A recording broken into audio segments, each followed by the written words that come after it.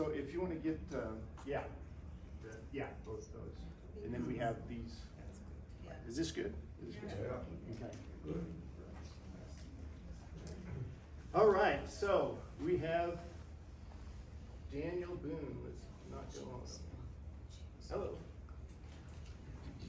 Today is Daniel Boone, one of the great pioneers of American history, an incredibly adventurous life, a life that I sometimes think of as I think of many of the characters that I've talked about. I think, wouldn't it have been great to have been Daniel Boone? Well, after reading up and learning about his life, I decided that no, it would not be a great thing to be Daniel.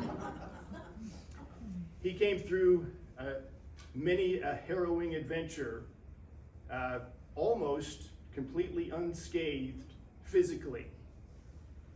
The emotional toll, however, was far greater than I would ever have wanted to bear, and we'll get into that in a little bit. But before I do, thank you for reminding me that I need to tell you what I forgot last week. So, when Pocahontas and her entourage were in London and were invited to the 12th night masque with the king and queen in attendance, they were not the spotlight of the event, but they were important people there. And afterward, there was a great disappointment with the priest who had gone with Pocahontas, and I'm going to butcher his name, I know, but it's something like Utamata-makan, and he was very disappointed afterward. He was angry. He said, I am a representative of the great Powhatan, and I was not given any kind of gifts. I was not even presented to the king. I never even met the king. And he was told, well, you did meet the king. And they pointed out the guy, they described him, and it was not written down what his reaction was to that. And I have said last week, I pointed out how wrong it is to put thoughts, emotions, and words in characters when you don't have the evidence for it. Well, I'm going to do that anyway. Because he was told who King James was. You met the king. This is what he looked like. And so his reaction, in my mind, had to have been, are you kidding me? That is your king? That disgusting, small, useless-looking man? King James was not an impressive figure in the least. This priest was used to having a leader, a king, a chief, who dominated, whose presence would dominate any room, whose speech caused people to tremble, who was impressive in virtually every way. King James was none of that. So that's the bit that I left out last week. So Daniel Boone. So we have a much shorter bibliography today. And by the way, I uploaded it onto YouTube. I cut out the whole bibliography last week. If any of you looked it out, I cut the whole thing out. I just started with the lecture. Anyway. So the first one is, it was written for elementary age kids. John Mason Brown, Daniel Boone, The Opening of the Wilderness from 1952. A nice overall summary of his life. and well-fitting, I think, for grade school kids. Nothing outstanding about it, fairly bland in some ways, but still a good overview, I think. These next two, Daniel Boone and Francis Lister Hawkes, Daniel Boone's Own Story and the Adventures of Daniel Boone from 1844, Neil O. Hammond and Lyman Draper, the interviewer, My Father, Daniel Boone. That one was, Lyman Draper was a guy who went out and interviewed many people back in the mid-1800s, one of whom was Daniel Boone's last surviving child, and from 1851. Both of these books are rather dull and tedious. The second one there is in a question and answer format. If you want to learn about Daniel Boone, I would not recommend either of these books. Not because they are not informative, it's just that they're not very well written. These are, if you are a researcher and you are writing original work on Daniel Boone, you will need to read these. If you are someone who just wants to learn about Daniel Boone, you will read other biographies. These are they're not very interesting. You'll find all of this information in the biographies that have been written about him. So I've just saved you the trouble of reading these. Now, these are the books that I could recommend. This first one, Matthew Pearl, The Taking of Jemima Boone, the Colonial Settlers, Tribal Nations, and the Kidnapping that Shaped America. Who knew that this kidnapping shaped America? I actually liked this book. I have it here. It came out fairly recently, 2021. A good read, nice and exciting. It's not the whole life of Daniel Boone. It focuses mainly on this particular kidnapping and the aftermath. Very good reading. And the guy, I must say, this is how you sell books. You make a claim that is totally unjustified and put it on the cover, and that's how you sell books. This shaped America. So I picked it up, I read through it, and I thought, sorry, this did not shape America. But it was a good read. It was very exciting, very well written. The next one, John Bakeless, Daniel Boone from 1939. The next one, John MacFarlane, Daniel Boone from 1992. And this last one, Robert Morgan from 2007. All of these I could recommend. They are all well written. They're kind of long. They're not, short biographies. But I would recommend each of these wholeheartedly. Good reads, nice and exciting. The one that I enjoyed the best was the last one, Robert Morgan's Daniel Boone. I thought it was the best of them, the most interesting to read, and probably the best researched as well. So that's what I would recommend. And I'm going, never mind, I'll get into it. Okay, how many of you remember this? You watched as a kid, Daniel Boone. So see if this brings back memories. Great theme song. Oh yeah. Did I sing this?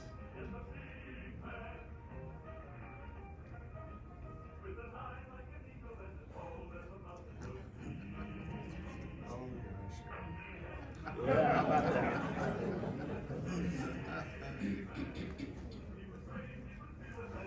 There's a mighty oak tree,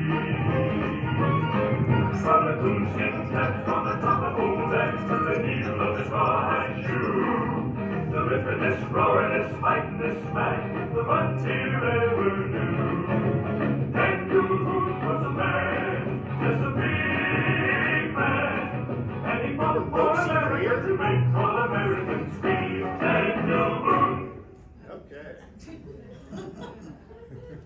was in the later seasons.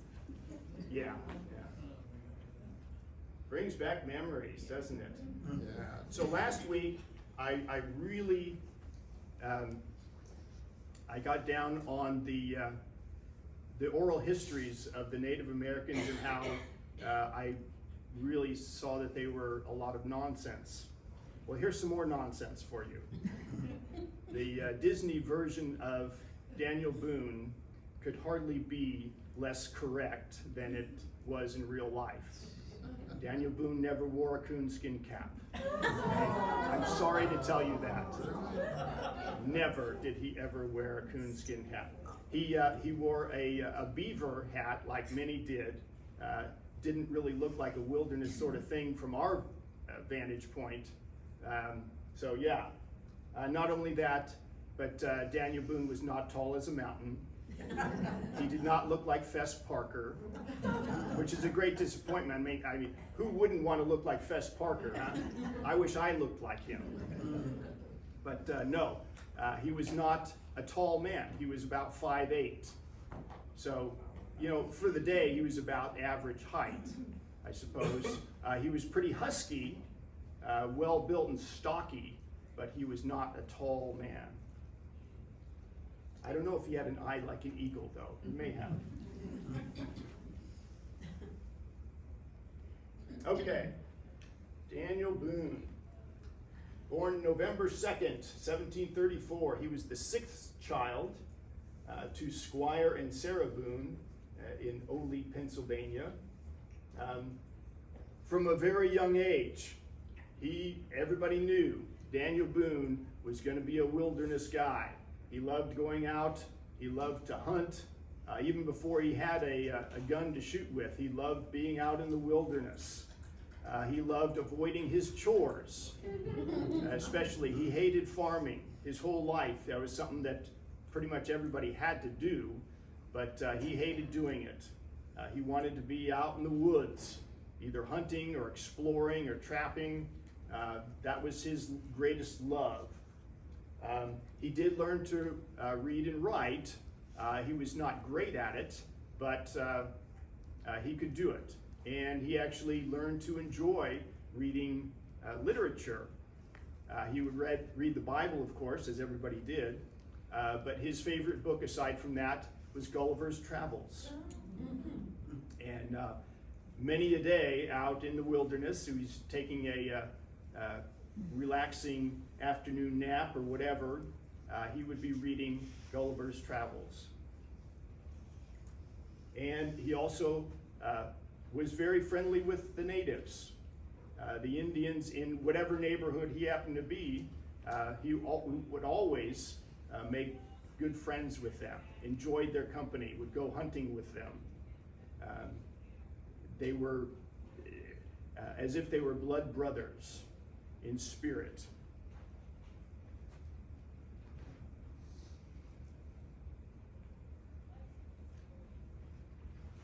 So, the Boone family in 1750 moved to the Yadkin Valley in North Carolina. He's a young man now, and he has his rifle, and he's learning to shoot, and he very quickly becomes the best shot around.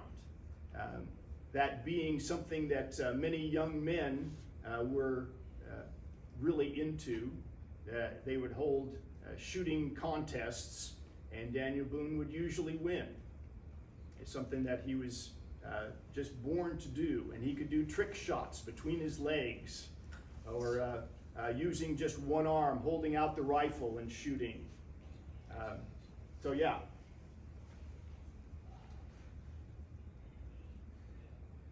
In the French and Indian War, as fate would have it, he was not a soldier fighting in the campaign, this disastrous campaign with General Braddock going out, in which many men were wiped out by the local Indians.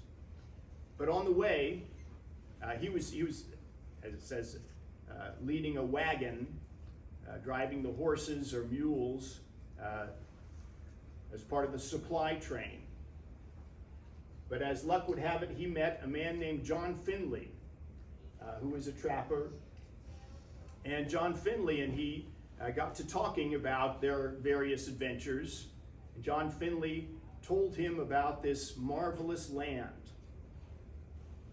Kentucky. Who knows how he really pronounced it, but I'm going to say that because it sounds more Indian. But he told him about this land across the mountains, and he knew a pathway through the mountains to get there. Not many people knew this. It was fairly secretive. It was a trail that the Indians used. It was part of their warriors' trail going north and south. The Iroquois from the north would come down and raid the Cherokee in the south. The Cherokee in the south would do the same in the opposite direction. But not many white people knew about it. And so they got to talking about this, and but afterwards went their separate ways.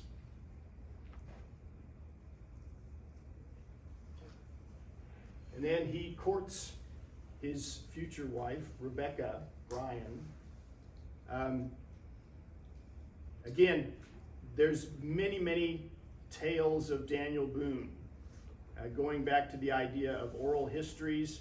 A lot of stories came down about Daniel Boone that we know are not true.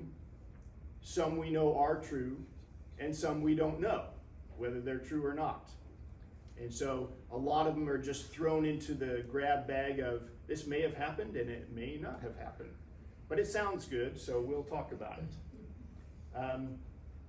So one of the stories of their courtship, Boone and she were talking, and he had a knife in his hand, and he mischievously cut her apron just to see what her reaction would be.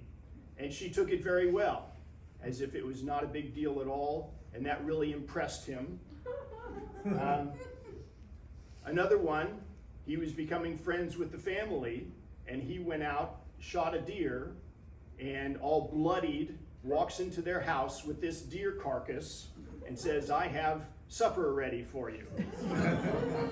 And he was covered with blood himself, and he sat down at the table, and they fixed this deer for the family to eat. And everybody just takes it in stride. They did joke about his bloody shirt, but he could give it right back to him and joke about their what they're wearing or whatever. I forget, there's a particular joke here that I totally lost. But anyway, maybe I'll tell you next week. And another story about how one of the ways that they would hunt at night is they would carry a torch. And as they're walking out in the wilderness, in the woods at night, they would look for the eyes of the deer. And once they saw the eyes, the deer would be fixated on this light, and they could shoot the deer. Well, one night, Boone was out hunting with the torches, and he saw two eyes out in the woods. And just as he was about to shoot, he realized that was Rebecca and not a deer. Sounds like a great story, doesn't it? Probably didn't happen, but it sounds good. Anyway, they were married August 14th, 1756. And Rebecca, sadly, we know very little about.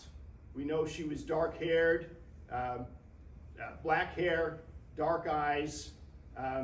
We know that she must have had many of the same talents that Daniel Boone had. They had 10 kids together, and not only that, but when I believe her sister died with 6 kids, they took in those. And there was a couple other kids that they took in for a total of 18 altogether, kids that they either had or helped raise, which was a great number even in those days, but it was very common for orphaned kids to be given to relatives to be raised, since life could be fairly precarious in those days. So anyway, Rebecca, since Daniel was out hunting most of the time, she did virtually everything at home. She raised the kids. She was probably the one who taught them to shoot and hunt because Daniel was not around very much. He loved his kids when he was there, and he was very good with them. But he was not always there. When they grew older, the boys anyway, the boys would go hunting with him and on many of his adventures. But Rebecca had to have been an incredible woman, raising those kids, doing the farming, teaching them to read and write. So it's just a sad thing that we don't know a lot about her. Yes? Was this in North Carolina? Yes. Yeah, at first. I mean, they did a lot of moving, but yeah, this is still North Carolina. So, we do not know exactly what she looked like. This is an artist's rendering from descriptions. So, that's about as best as we're going to get. And by the way, the Daniel Boone TV show, she was red-haired, if you may have noticed that. But she had black hair in real life.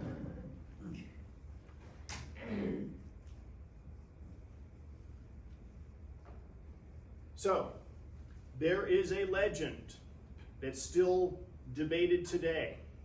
Daniel Boone, after 2 years in the militia being away from home, he comes home and Rebecca has a new baby that she named Jemima. And according to the stories, she's very tearful. She says, "I thought you were dead. I didn't know you were going to return, obviously, but I have a new baby." And according to the legend, Daniel Boone took it very well. And he said, "Well, who's the father?" And she said, "It's your brother." And he takes it very well. Well, it's all in the family, isn't it? He's still a Boone. She's still a Boone. So now, it's interesting that some of the biographies take this as a fact, that this did happen. The better ones will say, we don't know that it's a fact. It is a legend. Sometimes there's several different versions. Sometimes it's his brother Ned who's the father. Sometimes it's his brother Squire who's the father. You'd think that was a detail that should be ironed out before you start telling it. It's and part of it is too the timeline. They will say, he was gone for 2 years. He's back, and there's a young baby, Jemima, and so obviously the timeline couldn't work out. He couldn't be the father. Well, the timeline isn't 2 years. It could have been 1 year, and it didn't have to. The timeline is very skewed. People don't really know. We don't know when he was gone and when he returned. So as far as that goes, we just can't say that it's true. And as I said, there's various versions. Sometimes people are talking about it with Daniel Boone, and he'll laugh about it as if, yeah, people still believe that nonsense. Or he'll laugh about it as, yeah, oh well, it just happened. So it may have happened, it may not have happened.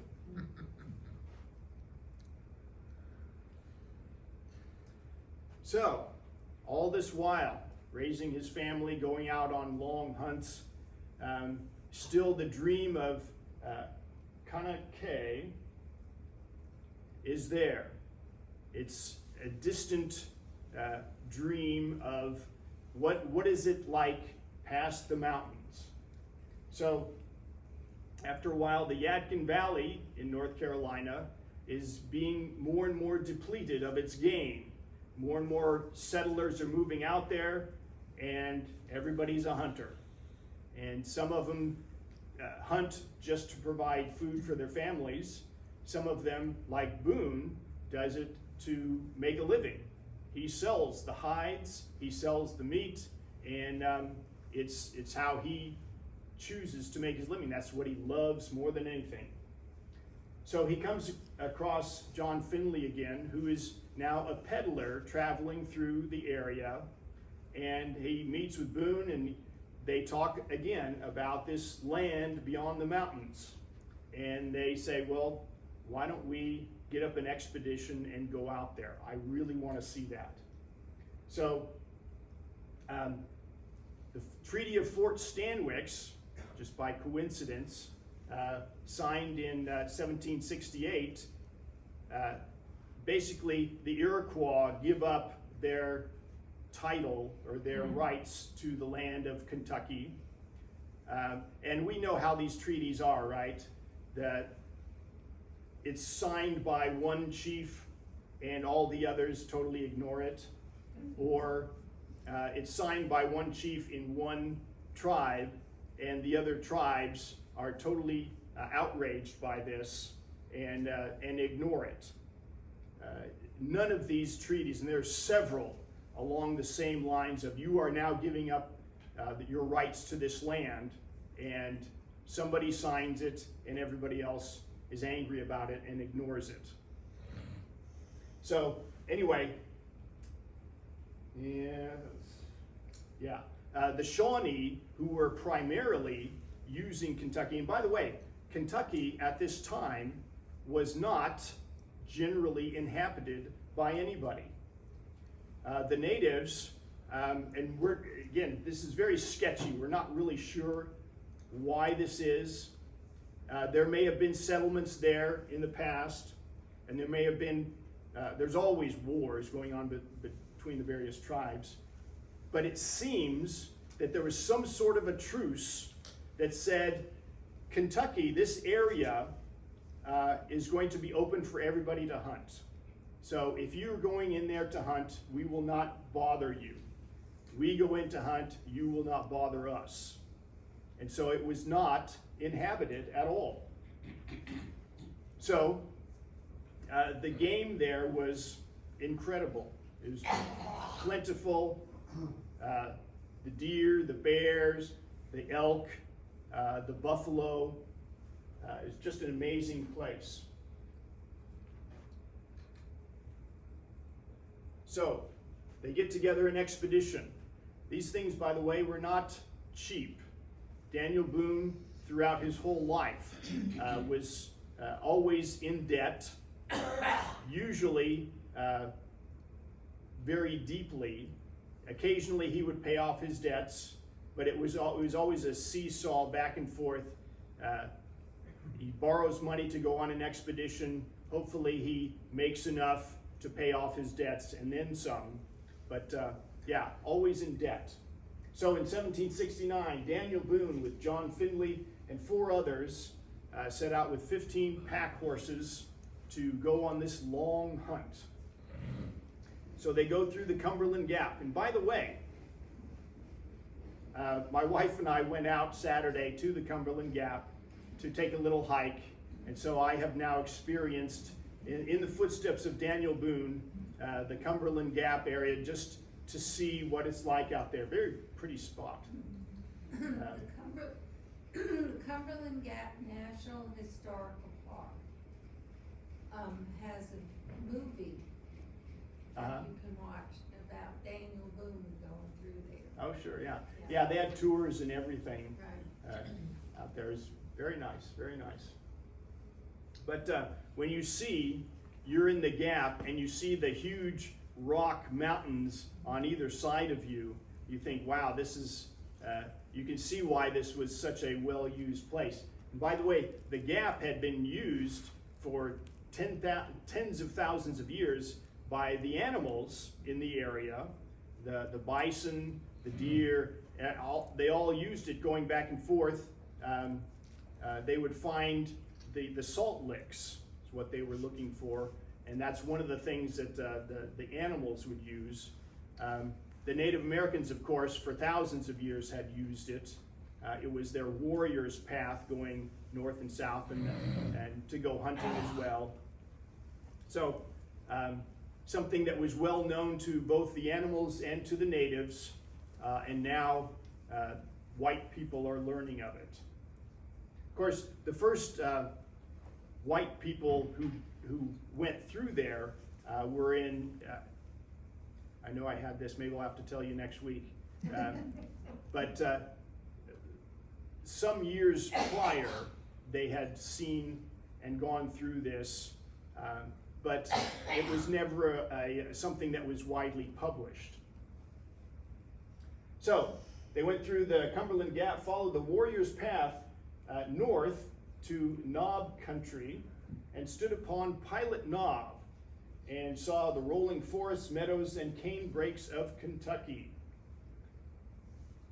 And then Boone is resting at one point beside this creek, and he names it Lulbegrood Creek. And this is a place in Gulliver's Travels. And so today you can look it up. There is a little creek named, and I'm hoping I'm pronouncing this right, Lulbegrood Creek.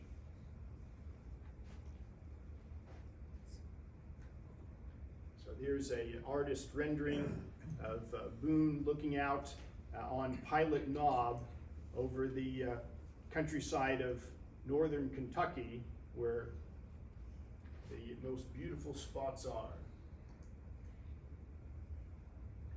And if you're standing up there, this is the view that you get. The rolling forests of Kentucky, kind of the central areas. And so Daniel Boone and his companions go on this great hunt. They set up the typical way you do this. You set up a main camp and you set up several smaller camps around it. You do that because for two reasons. One, it's nice to have more than one central location so that when you are hunting in this direction or that direction, you have a place to store your hides in more than one place. Another is if you are encountered by some Indians, you can say, yeah, well, here's my stash, you can take that, and they take a smaller load of hides or whatever, supplies, and be on their way. So anyway, they set up the main camp and smaller outlying camps, and they hunted and explored all through the summer and the fall. And it was an amazing hunt. The buffalo, deer, elk, and turkeys, they practically lined themselves up to be shot. And of course, he was trapping beaver, otter, and mink. And as I said earlier, it's not just hunting that Boone enjoyed. He enjoyed exploring. And this was a wonderful place to explore. There's so many rivers, creeks, the salt licks, the caves. He went to the falls of the Ohio, then west to the site of the future Louisville, finding dozens of caves, springs, salt licks, meadows, and forests. I'm sure he was just in heaven through all this summer and fall with his hunting and exploring. And it boggles the mind nowadays to think, as a hunter, if you can go out and hunt and at the end of the day have 30 deer and 2 or 3 bears, a couple of elks in one day, and that was not unusual. Certainly you're not going to get that every day, but that type of a hunt was common in Kentucky at this time. How could they process all those animals and preserve Well, that's why you bring your fellow workers. So Daniel Boone and a couple of the guys were the hunters. The others were the laborers, and they're the ones who process the hides. So yeah, not everybody's the hunter. What did they do with the meat? I was thinking How Did did they they use the preserve salt for the meat? So they did not save the meat. it? They ate what they were going to eat of it, Oh. but almost all of it went to waste. Just rotted out in the forest. Something that the natives were not appreciative of, as you might imagine. Yeah, they were there. They were going to make a lot of money with the hides and the furs, but they were not saving the meat. There's no possible way they could have hauled all that out anyway. And so, through the summer and fall, they had a great time. And then, December 22nd, Boone and another one of his companions, John Stewart, who was actually his wife's brother, his brother-in-law, was with him. They were out hunting and they were surprised by a group of Shawnees who took them captive and told them, and they were away from their camp, of course, and they said, you need to show us what you have and don't hold anything back. So they would go to one of the smaller camps, and Boone, being a guy who's used to dealing with Native Americans, he always felt comfortable with them, knew what was going to happen. He knew that they were wanting to take everything. So, and you know, their lives also could be in peril. So he was being as friendly as he could, being very accommodating. Sure, you know what, you got me, I'll show you everything. So you show one of the outlying camps with some of the deer hides, and here you are. And by the way, as they are traveling, Boone is making as much noise as he can so that the others in camp can hear this and hopefully get the idea, hey, we need to pack up what we can and get the heck out of here. So he goes to the first outlying camp. Here we go, you can have this, and you know, we won't come back again. We get you. And okay, so the Shawnees take this, say, okay, where's the next one? Okay, I'll show you the other one. So they go to the other one, another outlying smaller camp, take some more hides. Again, Daniel Boone's talking very loudly. Okay, show us the next one. We know you've got more. Okay, so we go to the next one. Take that. Okay, tell me where's your main camp. We know you have a main camp, and that's where all the hides are. Okay, you got me. So again, he knows where his men are there, and so he's making as loud a noise as he can as he's traveling through the brush. And he gets there, and he is absolutely shocked and angry. The men who were there ran off and didn't take anything with them. All the supplies were there, all the hides, the shot, the gunpowder, everything is there. And so, okay, you got me. They took everything. And they were fortunate, Boone and his companion were very fortunate that they were not killed. The Indian who was with him, they called him Captain Will. Captain Will Emery, which is kind of an interesting quirk, I think, about some of the Native American chiefs. They liked taking American names and titles.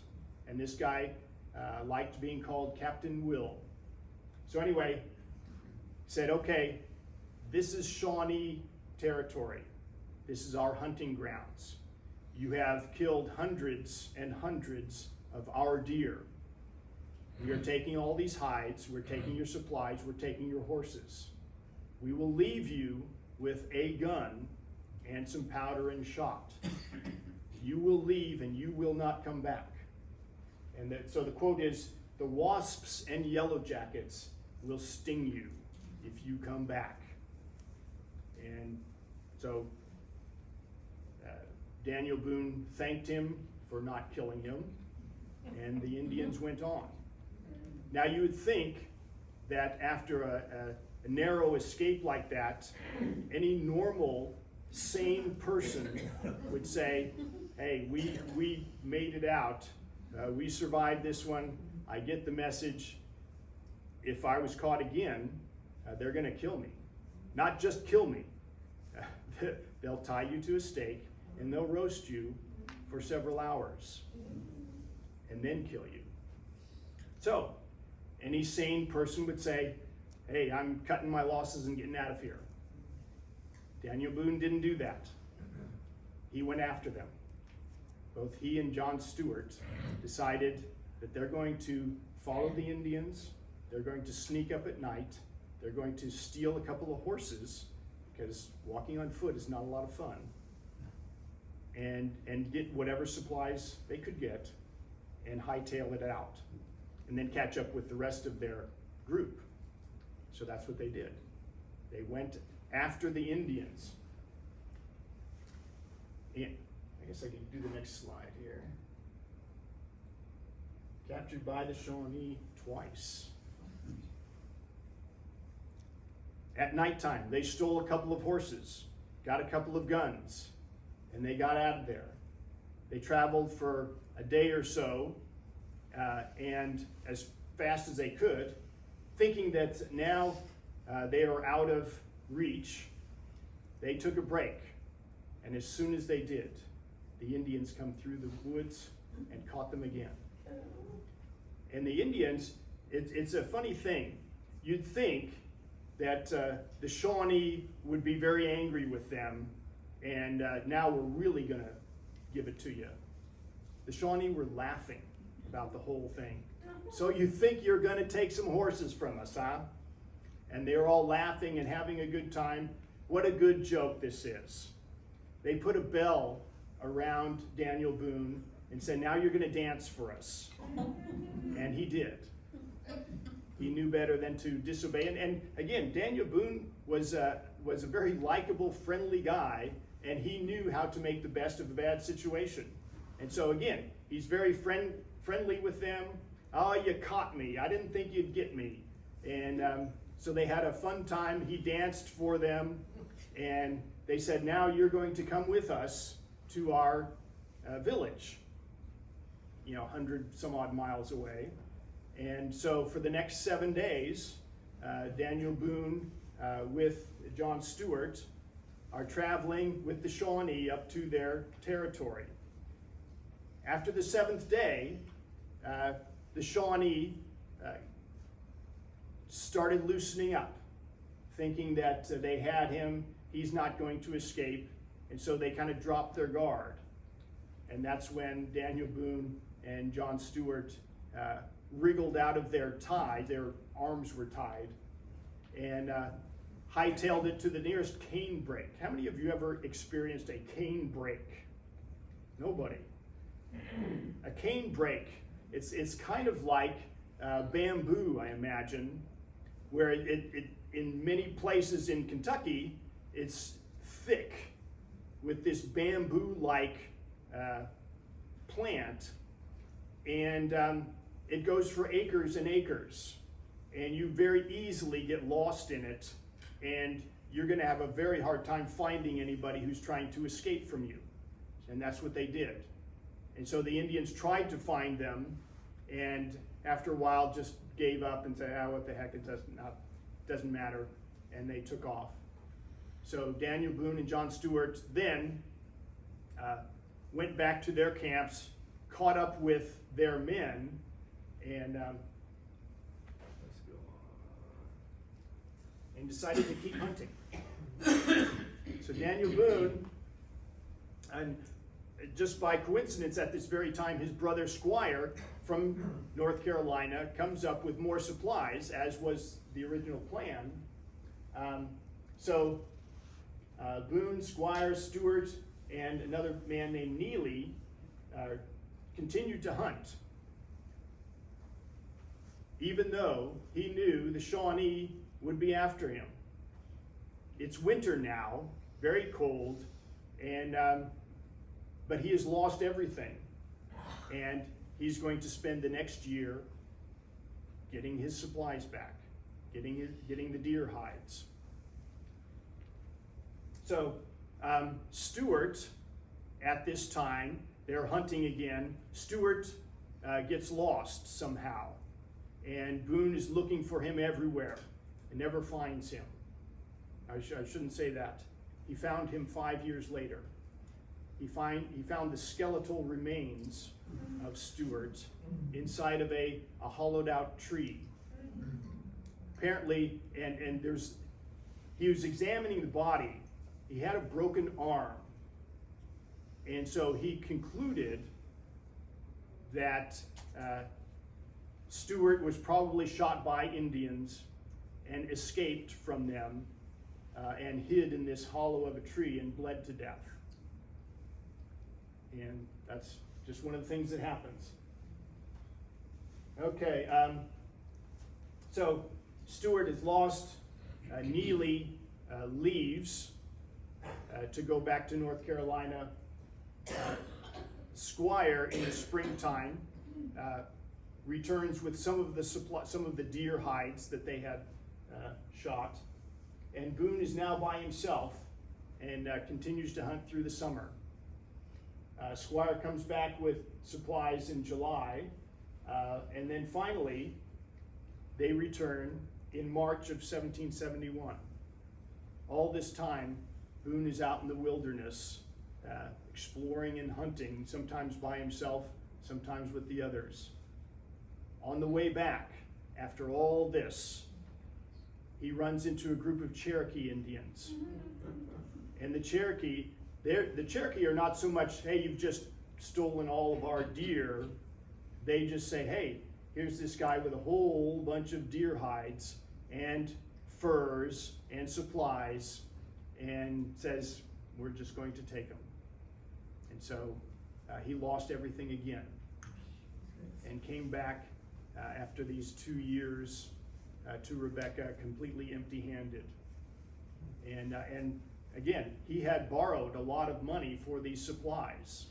Now, his brother had taken back some of the deer hides at one point, and so they made up a little bit of it. But now, once again, Daniel Boone is deeply in debt. So you'd think that he might be soured on Kentucky, but not so. So Boone is known as the guy who led the settlers into Kentucky. And 1773, after the word of this paradise gets out, more and more people are looking to Kentucky. Daniel Boone brings 50 others with him, with his family, and become the first white settlers to attempt to settle in Kentucky. As they are traveling to the Cumberland Gap with all of these people and supplies, Boone realizes that they don't have enough supplies, food and things, and so he sends a group back, one of whom is his son James. James goes back, gathers up some more supplies, horses or mules, and as they are coming back, and they are almost caught up with Daniel Boone and the rest of them, they're taking a rest. And some Indians, some Cherokee and Shawnee, and is I believe only 5, not a large group. So Shawnees, Delawares, and Cherokees capture them, shoot some of them right off, and then James and another young man are tortured to death. And this was by a man, an Indian, who was known to him. One of the men who had probably spent some time hunting with Daniel Boone back in North Carolina, has certainly been at their cabin, and James knew him. We know this because there was one of that party who had escaped and was hiding in the woods while all of this was going on. And he heard the screams of James and the other young man as this Big Jim, I believe the Indian's name was, pulled out their fingernails and toenails. And it went from please don't kill me to please kill me and get this over with. And he eventually did with a hatchet. So yeah, it was a horrible, horrible thing. And they were only just, I think, 2 or 3 miles from the camp of Daniel Boone when this happened. One of the odd things of how they were discovered, there was a guy among the 50 who was a thief and had stolen some hides and was going back to North Carolina with them. And he came across the bodies of these young men and realized what had happened, and then went back and told the others, hey, we've just had a massacre here. And so Daniel Boone learned of his son's demise and was, of course, quite heartbroken by it, and Rebecca as well. And so after that, the settlers returned, and nobody wanted to settle in Kentucky at that point. And this, by the way, sets off a whole round of killings on both sides, leading to what was then called Lord Dunmore's War, that I'm not going to get into, but it's basically a bunch of white people killing Indians, a bunch of Indians killing white people, kind of the age-old story. But Boone is not done with Kentucky yet. So at the end of this Lord Dunmore's War, the Shawnees, some chief or others, signed away their rights to Kentucky, and of course most of them just ignored that. The Cherokees, who didn't really have much in the way of rights in Kentucky, were given a bunch of gifts, and we're told that they are now selling their rights to Kentucky, and we didn't really have a right to Kentucky, but that's okay, we'll take it. And Boone is now tasked with clearing a trail to the Cumberland Gap so that it's an easier route there. You still could not take wagons through. It was too thick for that, but he was trying to make it easier for the horses and pack animals to get out there. The first settlement in 1775 at Boonesborough is made that summer on the banks of the Kentucky River.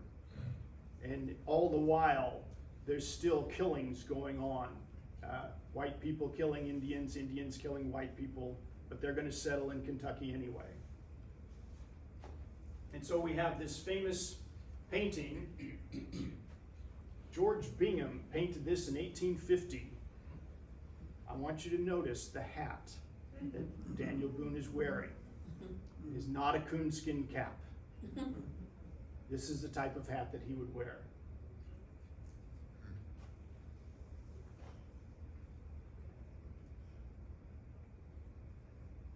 So, it is not all sunshine and roses once they get there. This is 1775. Who knows what else is going on in 1775? The start of the American Revolution. So now, the people in Kentucky who want to start their own colony and make it the 14th colony have to appeal both to the Crown and to the Continental Congress. We don't know who's going to win this yet, but we want to hedge our bets both ways. So they appealed to the British Crown and to the Continental Congress to be admitted as the new colony of Transylvania. Why they wanted to be called Transylvania, I'm not really sure. Maybe somebody had relatives back there or had ancestry, but yeah. It just means over the woods, right? What's that? It just means over the woods, over woods. Yeah. Sylvan, referring to woods, and trans meaning over, yeah. But we think of Transylvania as, Dracula's castle and all that back in Europe. So anyway, the other problem, of course, is once they are there, what is it that these men have and families have come to Kentucky for. They want their own homestead, they want their own land, their own farms, and are not really into building a fort to protect themselves from the Indians. So the fort that was supposed to be built is not even half done, and everybody's off scouting out the best territories and farmland for themselves. And plus they love going hunting. What a great place to hunt. So within weeks, it was said that the deer are almost disappeared in our area now. The buffalo are gone, and men are out hunting, not for meat, but for sport. What a great thing to shoot one of those huge buffaloes, huh? I mean, we've all seen them. They're absolutely massive. And for a man in those days to see something like that, it's like, boy, this thing is just begging to be shot. So I got to go kill me one of those. And then we come to the kidnapping of Jemima that shaped America. So in July of 1776, a Sunday afternoon, everybody's relaxing after Sunday morning services. Jemima, who's 14, and two of her friends were out canoeing. And they were told, you can go canoeing, but you don't go to the other side of the river, because we control this side. We don't know what's going on the other side. There could be Indians out there. Well, they did go to the other side, partially because of the swiftness of the river, and they didn't really control it as well as they could have. But the canoe got to the other side, and there were 5 Indians on the other side who had been watching them, and who typically, there's always some Indians out there watching that settlement and seeing what's going on. So they grabbed the canoe, they grabbed the girls. The girls, by the way, did put up a pretty good fight, whacking the Indians over the head with the oars that they had and breaking one of the oars over the head of one of those Indians. But they grabbed them, the Indians took them off, put knives to their throats and say, you're going to be quiet now and stop struggling, and you're going to come with us.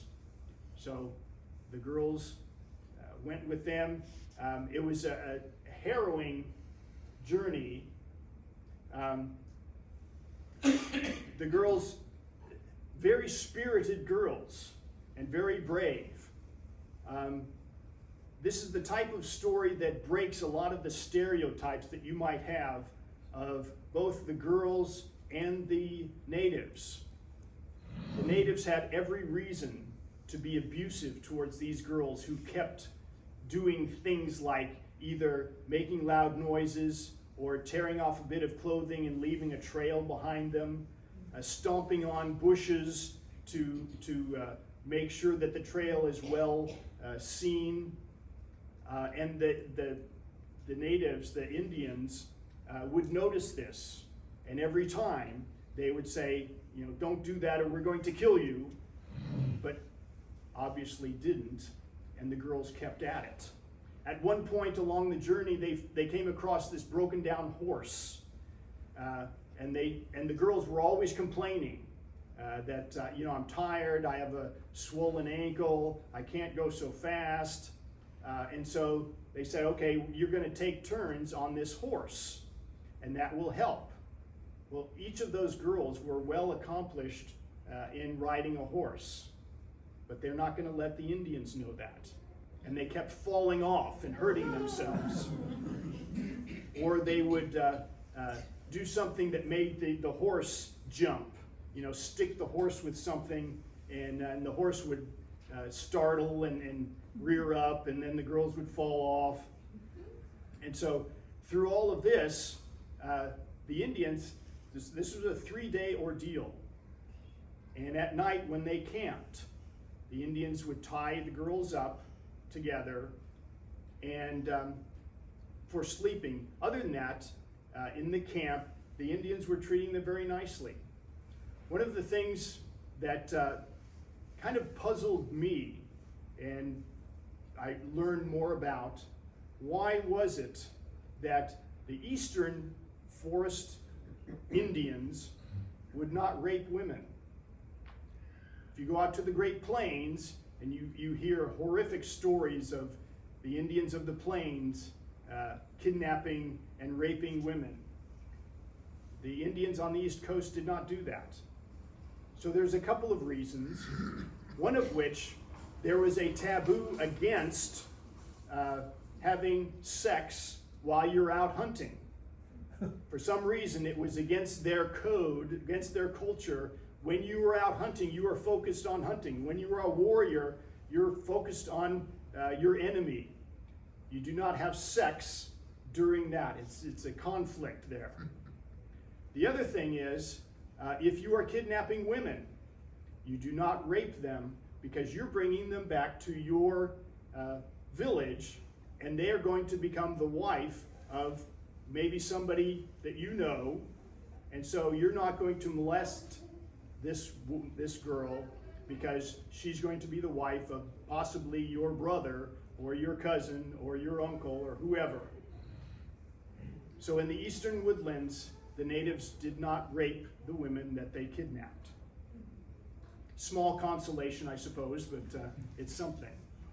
So not only that, but they were actually treating them very nicely. And this was Jemima in her elder years would tell her grandkids this. One grandchild would say, how could you be with those Indians? They're terrible. And she'd say, actually, they treated us very nicely. At one point, one of them named Hanging Maw. How that name came about, I do not know, but it's an awful name, and this guy had it. Hanging Maw, who was very nice to Jemima and asked her to pick the lice out of his hair. And then that was the thing that Jemima's grandkids say, ew, you did that. And she said, you know what, they're treating us very nicely. So yeah, I picked nits out of his hair. And so anyway, so back at camp, the men had heard the screams. It was some distance down, but they heard the screams of the girls. Everybody had been relaxing. Daniel Boone didn't even have shoes on. They were dressed in their Sunday best. They run out there, and immediately they have to, first of all, they can't just get across the river. The canoe is on the other side. There wasn't another canoe. One young man was tasked to swim across, grab the canoe, and come back. And so Daniel Boone pretty much takes charge of the situation, and he says, we're going to break up into two groups. You guys have horses. You are going to go to the Ohio River where we know they are going to cross, and you're going to wait for them. I'm going to lead a group, and we're going to chase after them. Now, you must know that the Indians, as soon as they see you, are going to kill the girls. You must know this. That is the practice. The first thing that they do is they grab their hatchets and they kill, they split the heads open of their captives. And everybody knew this. So, you do not just go in guns blazing, or you do not do anything but sneak up on them. You must be very stealthy. So anyway, Boone is going out, and he's following the trail. He's an expert at this. Of course, the Indians are expert at avoiding being caught and creating trails that are very difficult to find, despite the girls' attempts. But the girls did do very well in making this trail very visible. So he follows them. The trail is very difficult to follow, so Boone had to make a decision. I can go very, very slowly and trying to find all of these little clues and lose them because they're going to go faster than me, or I can go ahead. I believe I know where they're going. So we're going to take a straight line and go to this one area that I'm pretty sure they're going to have to cross on their journey to the Ohio River. And that was the gamble he took, and it paid off. he went faster than they did. He caught up with them on the third day in the evening, and he knew he was close. He found a dead buffalo with the hump cut off.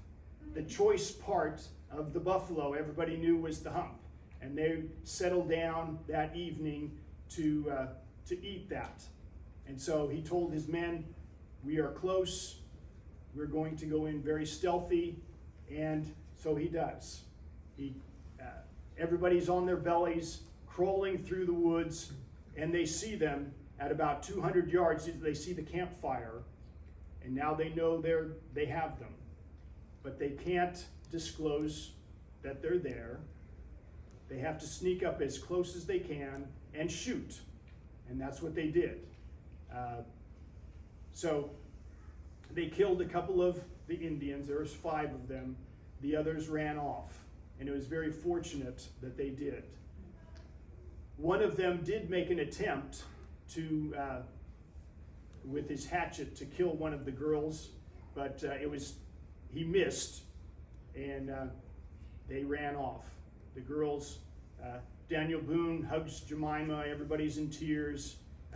Very emotional scene, as you might imagine, but he has all 3 girls safe and sound, and they travel back to the settlement. And interestingly enough, one of the girls was engaged to one of the rescuers. And Daniel Boone, as a town official, a couple weeks later, was presided at the ceremony. He married the 2 of them.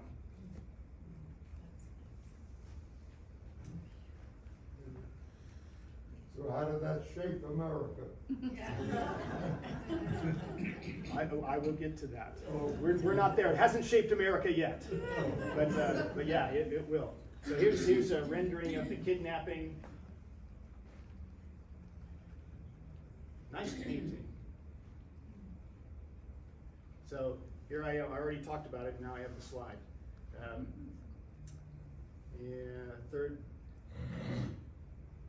Yeah. This is basically what I just said. And there's Hanging Maw was the guy. It's interesting. Hanging Maw was later became a very well-known Shawnee, or he might have been Cherokee. No, that's messing with me. As a peacemaker. He was well known to the white people and very friendly to them, and always had been. He was one that Jemima knew and was well known to Daniel Boone. Some speculate that he just happened to be among this group when they came across these girls and would not have done it on his own, but since it was done with the others, you go along with what everybody else wanted. And he was, of course, the nicest one of the bunch. They all spoke English, by the way, not fluent, but each of these Indians did speak English.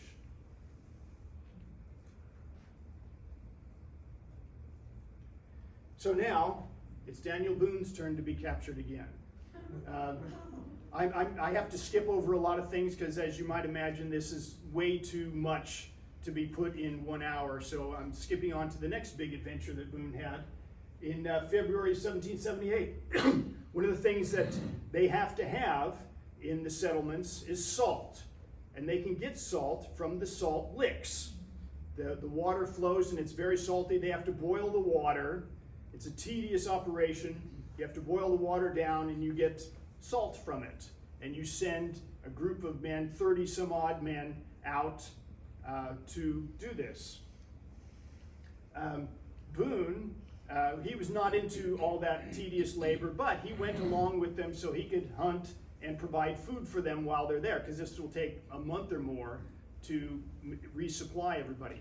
So he came out, and 4 Shawnee, when he was out hunting, captured him.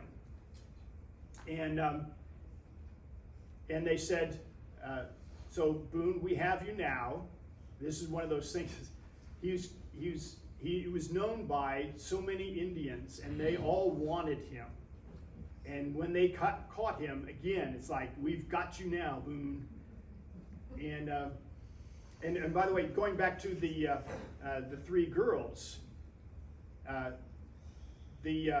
Jemima told them, "I am Daniel Boone's daughter," and they were all very happy about that, and because she was hoping to be well treated because of that. And then they said, "Well, what about the other two?" And they said, "Yeah, they're all Daniel Boone's daughters too," hoping to be well treated. So Daniel Boone was well known amongst the natives. So anyway, there were 4 Shawnee scouts from a larger group that had come down to attack these 30 men at the Salt Licks, and they told him, "We've got you now, Boone, and we're going to kill all of your men. There's 120 Indians, and they have come down to capture and kill them, and to attack the settlement as well." And Boone said, "Wait a second.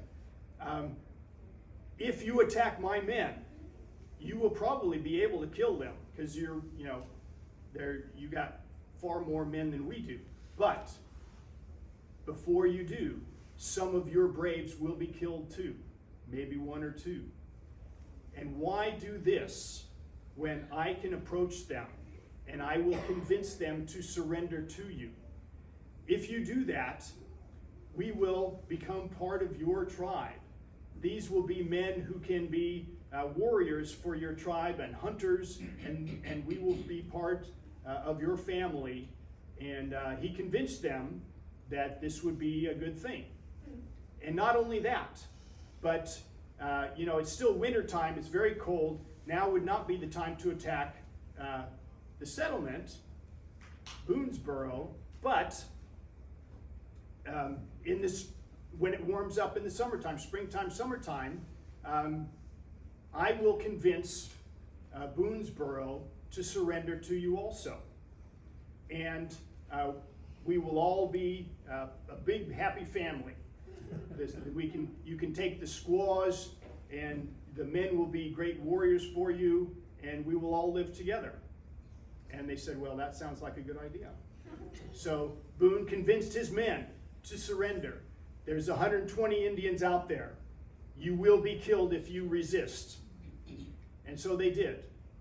And so, and one of the stipulations too, Boone said, "I will convince them to surrender to you if you promise me that they will be well treated." Well treated means that they will not have to run the gauntlet, which is typically what part of the initiation ceremony. The gauntlet basically being Indians lined up and you run through it and they beat you, possibly kill you along the way. But if you are strong, you can get through this and you become a member of the tribe. So he said, "If you do this for my men, they will surrender." So they did, and they start to travel back to the village. And along the way, they set up camp and they start setting up a gauntlet. It's hard to say how long the gauntlet was. One author said it could be as long as 100 yards with Indians lined up on either side. And Boone said, wait a second. You said that my men would not have to go through this.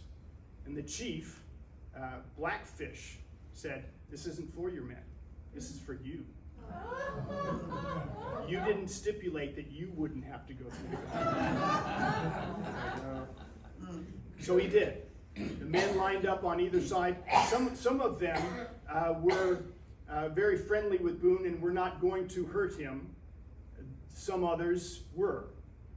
And so Boone, being a very husky guy, kind of like a fullback running the 100 yards to the touchdown, would weave back and forth one side or another, trying to avoid being clubbed. And he got a few good licks in. And this is one of the things where there's not a lot of rules involved. And so Boone could do what he likes to get through. And he would try knocking over the different Indians trying to club him. And at the very end, there's this one husky Indian who stood right in front of him and was going to give him a good clubbing. And Boone ran just like a football player and just plowed right into him and knocked him over. And at the end, he gets through a bit bloody, but he got through it, and everybody cheered for him. What a great thing. He made it through. So they traveled to, yes? Getting behind in your slides. I am, aren't I? So let's see.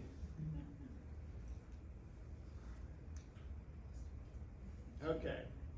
Captured by Shawnee. I think we're good. Yeah.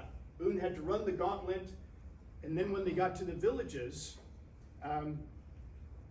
they went back on their word. Because the people of the village, especially the women of the village, said, wait a second, nobody told us you wouldn't have to run the gauntlet. Because the women were often very much involved in this as well.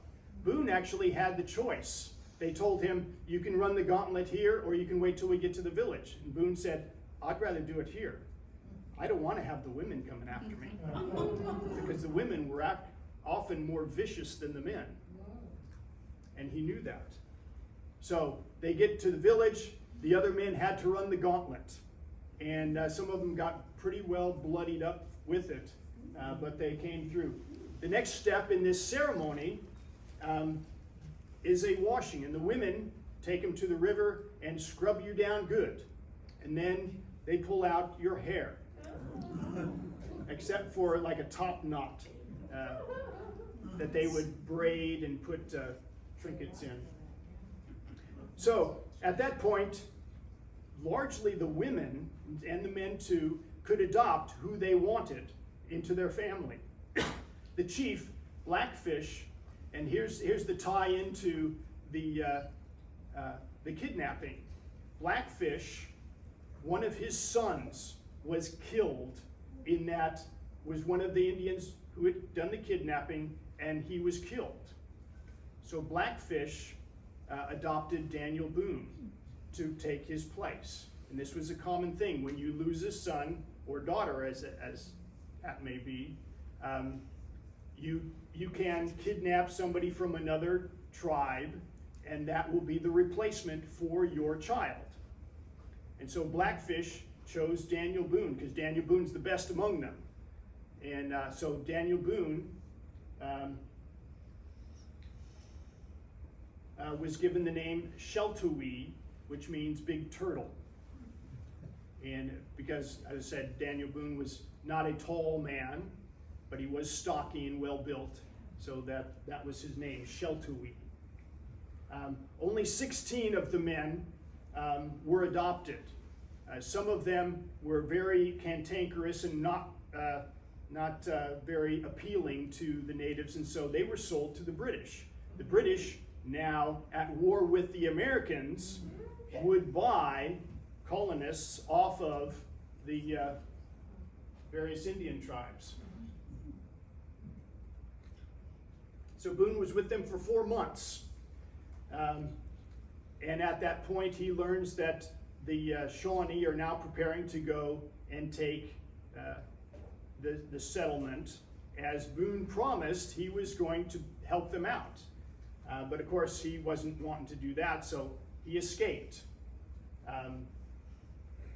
The men were out on a hunt. He was there with the women, and he was gathering up some supplies, a little bit of food, a broken gun that he had, and he had saved some shot and powder, and he said goodbye to his mother, who was in tears, saying, "Why are you leaving me? You're my son." Grown very affectionate. By the way, the friendships that he had made during those 4 months, he kept. For years and years, those many in that tribe still considered him a member of their tribe and a relative, especially the mother. That's her son, Sheltowee. So he had to travel 120 miles, and he did it in 4 days. An incredible feat. And so he gets to the fort. They're still not prepared. They're surprised to see him because They had assumed that they had been killed.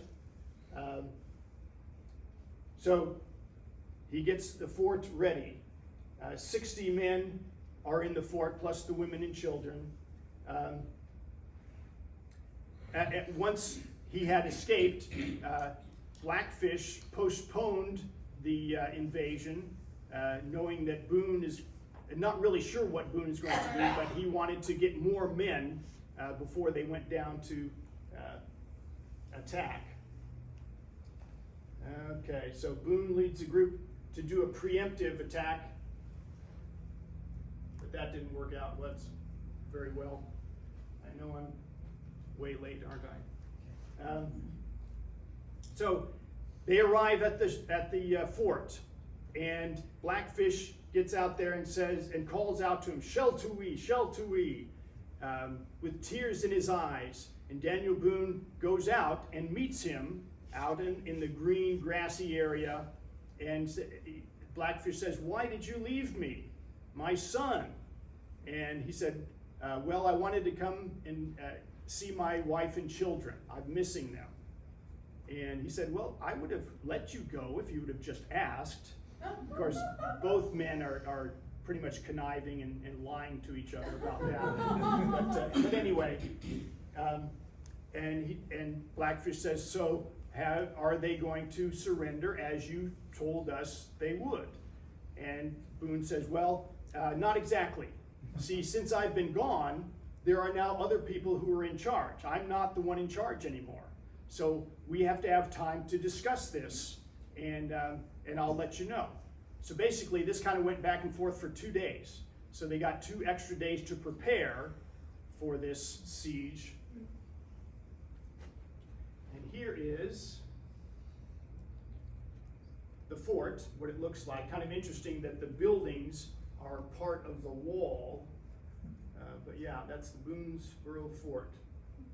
And here is Blackfish and Boone talking things over. Didn't know there was a photographer there at the time. I suppose they do reenactments with this. So at the end of 2 days, of course, they're not going to give up. And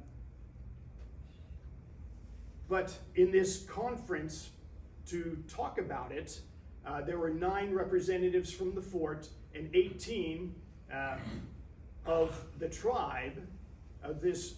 There's like 400 of the natives, and they have 18 out there to talk about, to have this parlay again and have a feast. And then once it was decided that we're not giving up, they attacked. And these 9 men each of them had 2 Shawnee trying to take them down. Fortunately, everybody knew that this was kind of a setup, and Boone had told the men in the fort, if they try to grab us, just shoot, and don't worry about who you're going to hit, because we'll be taken anyway. And by some miraculous event, all 9 of them got back to the fort. Not completely unscathed, but they got back.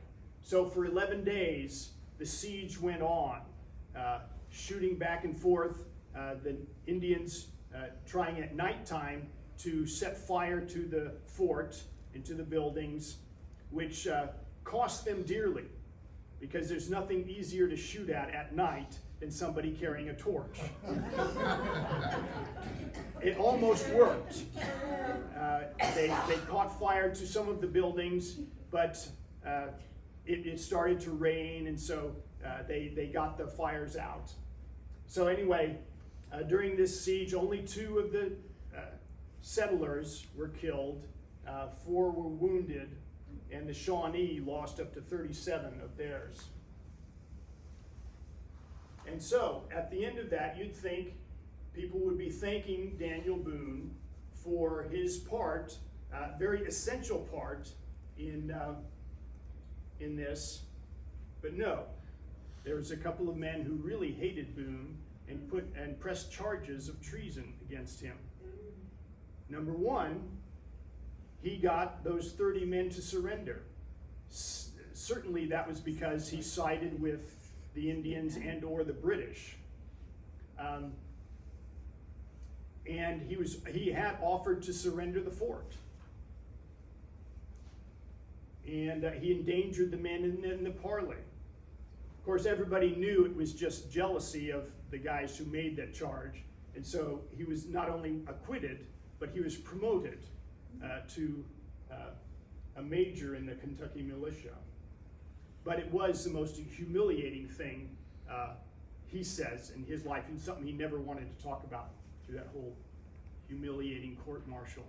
And by the way, this supposedly shaped America, the kidnapping, because Blackfish, if he hadn't had lost his son in that kidnapping, he would not have had to adopt Daniel Boone as his son to take his place.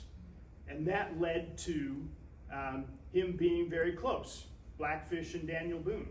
If that had not been the case, then somehow, and I think I lost the train of thought at this point, somehow they would have taken the fort.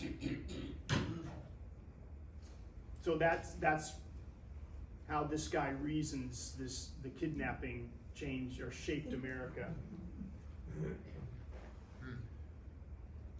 So there's so much more that I know I'm way over anyway, but so after this there was, he was a surveyor, did a very good job, but it was always very confusing, the land claims in Kentucky. He represented Kentucky in the Virginia legislature. On one of his adventures, he lost $20,000 of other people's money. It was stolen from him. They believed he was drugged at an inn, and somebody broke into his room and took it. This was money that people wanted Boone to carry so that they could buy more land. He saw his brother out on a trip, a hunting trip or whatever. They were ambushed. His brother Ned was killed by Shawnees. At one point he was captured by British soldiers. This is the Revolutionary War. He was released after a couple of days. And through all of this in Kentucky, there's hardly a week that goes by that somebody isn't killed and scalped. And you know that he's going to know a number of these people. Some friends of his, relative, somebody was just killed last week and was scalped by the Indians. My good friend. And this is what I mentioned before about how Daniel Boone mostly came out unscathed from his many adventures, but he's known so many people, dear friends or his own children, who were killed, his brother. His last battle that amounted to anything, 1782, he was commanding 44 men out of a group of 182. He was goaded by one of the men into a preemptive, or into an attack in a position that he knew was an ambush. But this man, Hugh McGarry, accused him of being a coward. And so he got angry at that, and they all went out right into an ambush. And so there were over 300 Shawnee. They cut off the retreat across this river. 77 of the militia were killed, including Boone's own son Israel, who was shot right in front of him. And this is Blue Licks Battlefield State Resort Park. And now, at the site of this horrible massacre, you could have a nice lodging and dinner. Eat buffalo. Yeah. And finally, more adventures. Right after this, John Filson, a guy, itinerant biographer, meets up with Boone and gets the story of his life. And he prints out the first biography of Daniel Boone in 1784, and it's a big hit. And Daniel Boone, who's famous locally, now becomes famous worldwide because it's shipped off to England and France, and everybody's just crazy about the backwoodsman and the romanticism of it all. In the meantime, he's running a tavern, he practices surveying, he speculates in land, he digs up, buys, and sells ginseng. Really big thing, makes a lot of money off of that. He moves to Point Pleasant, Virginia in 1789, moves to Missouri, which is Spanish territory, in 1799. He became local magistrate for the Osage region, and died in September 26, 1820 at the age of 85. This should have been a lot longer because there's so much to it, but I've already gone way over what I should have. Are there any questions? The place in Missouri where he lived at the end of his life is a nice historic preserved You've been place. there? Yeah. Yeah. Yeah, I think it's one of those things, Daniel Boone was here kind of thing. It's like a history park that has, the actual structures are still there. Yeah. Very good. Yes? You think about Daniel Boone, but it's always kind of hyphenated with, Davy Crockett. Right, yeah. Why is that? I mean, it didn't sound like Because Parker played those Yeah, parks. Fess Parker did both of them. Oh, that's Yeah. Yeah. How'd you like to be Fess Parker? You can be two of the best, most incredible, iconic men. All right, thank you very much. Next week is Frederick Douglass, another great wife.